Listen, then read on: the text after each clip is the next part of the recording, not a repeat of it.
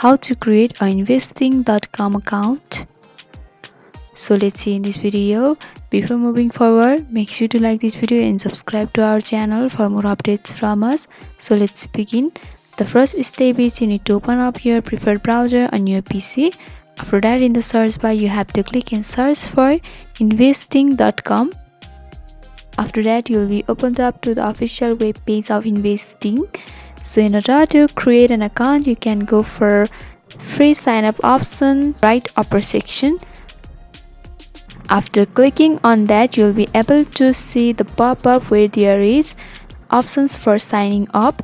You can continue with Facebook or Google. You can also sign up using your email. Here I am continuing with Google. If you are continuing with Google, then you need to select your Gmail account with which you want to create your investing account.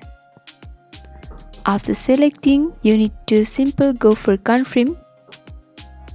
And after a few seconds, you can see my account has been created and my account name is displayed over here in the upper section.